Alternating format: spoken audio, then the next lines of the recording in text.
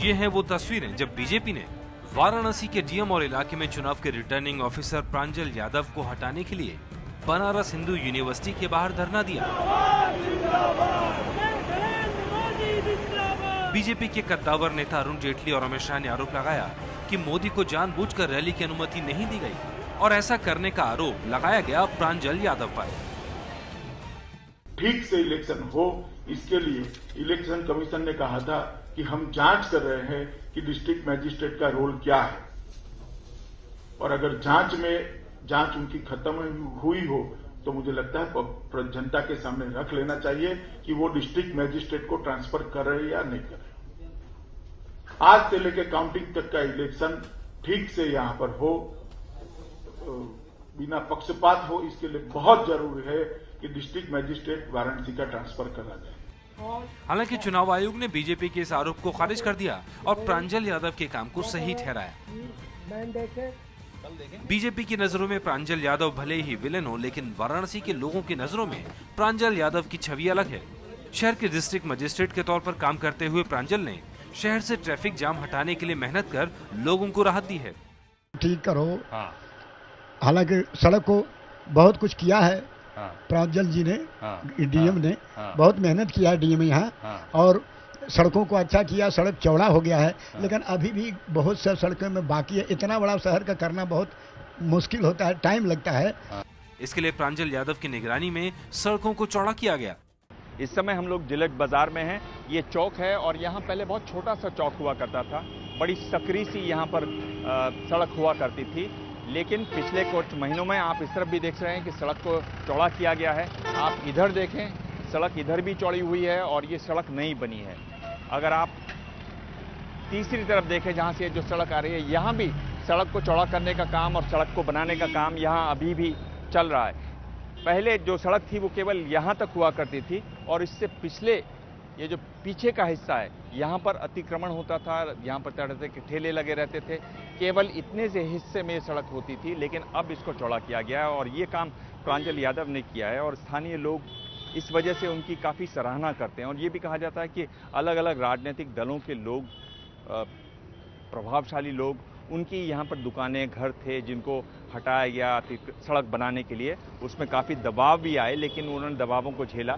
इसकी वजह से यहाँ पर आप जाइए तो बहुत सारी कहानियाँ आपको सुनने को मिलेगी कि फलाने का फ़ोन आया था, इनका फ़ोन आया था। और कई बार ऐसा भी हुआ है कि उन्होंने रात के 12 बजे से सुबह 3 बजे तक यहाँ पर अतिक्रमण हटाया ताकि स्थानीय लोग ज़्यादा न हो, चुपके से काम हो जाए, बिना ज़्यादा शोर के, बिना ज़्यादा विरोध के काम हो जाए। इस तरह का भी काम यहाँ पर किया है प्रांजल यादव ने। फरवरी 2013 में प्रांजल यादव की नियुक्ति वाराणसी के डीएम के तौर पर हुई और उसी के बाद सड़कों को चौड़ा करने के लिए अवैध निर्माण हटाने और डिवाइडर लगाने की योजना पर काम किया गया, जिससे लोगों को राहत मिली।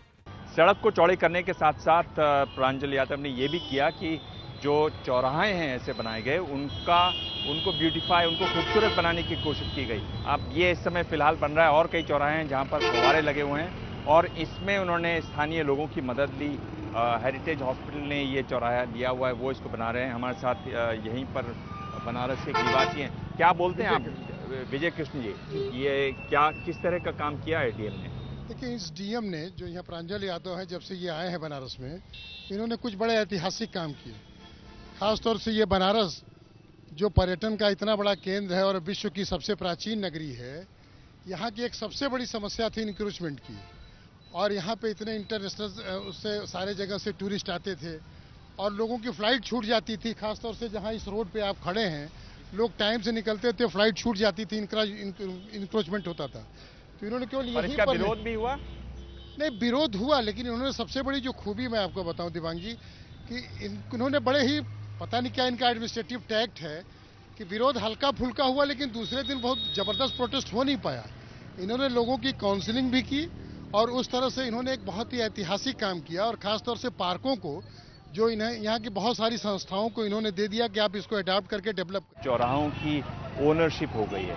अब ये चौराहे अलग अलग संस्थाओं को, अलग अलग लोगों को, अलग अलग अस्पतालों को, जैसे ये हेरिटेज अस्पताल का चौराहा है, ये हो गए हैं, वो उसका देखभाल करते हैं। बीजेपी ने अनुमति न मिलने पर प्रांजल यादव पर निशाना साधा तो आम आदमी पार्टी के उम्मीदवार अरविंद केजरीवाल प्रांजल यादव के समर्थन में उतर आए। जो बीजेपी ने यहाँ पे लोकल डीएम के ऊपर सवाल उठाया वो गलत है। यहाँ के डीएम आप यहाँ पे किसी से पूछ लीजिए, बहुत ही पॉपुलर आदमी है, बहुत सख्त आदमी है और पूरी काशी उसके साथ है, प्रांजल यादव के साथ।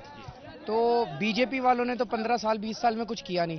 अब एक डीएम आया है जिसने सड़कें बनवाई हैं, काशी का विकास करने की कोशिश की और बीजेपी वाले कह रहे हैं उसको हटाना चाहिए।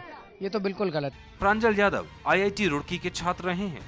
उसके बाद 2006 में वो सिविल सर्विसेज में चुने गए। इंडियन एक्सप्रेस की खबर के मुताबिक प्रांजल धीमा काम करने को लेकर एक इंजीनियर को पुलिस कस्टडी में भिजवा चुके हैं। वहीं कई दूसरे अधिकारियों को सजा दे चुके हैं। प्रांजल मूल रूप से यूपी के शाहजहांपुर के निवासी हैं, लेकिन हमारी पड़ताल में सामने आया कि प्रांजल और पिता का नाता तो दशकों पहले शाहजहांपुर से टूट चुका है। यहाँ प्रांजल के बारे में बात करने वाला भी कोई नहीं मिला।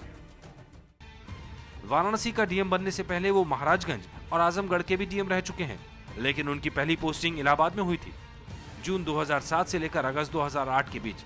हालांकि यहाँ उनकी छवि ऐसी नहीं है जिसके लिए वो आजकल वाराणसी में जाने जाते हैं।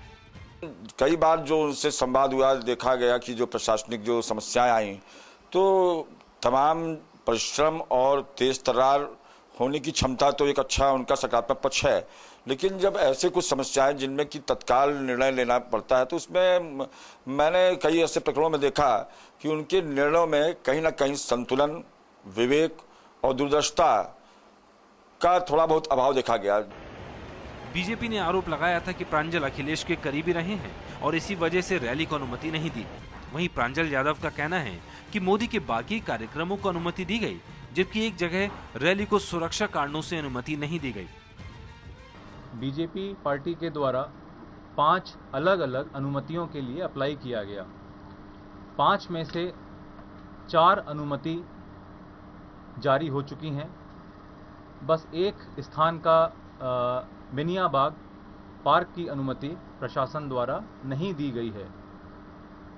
इनमें से 2 अनुमतियां गंगा आरती के लिए एवं सूर्या होटल कैंटोनमेंट एरिया में जनसभा के लिए आज ही शाम को 5:20 पे प्राप्त हुआ और 4 घंटे के अंदर ये अनुमतियां जारी हो गईं।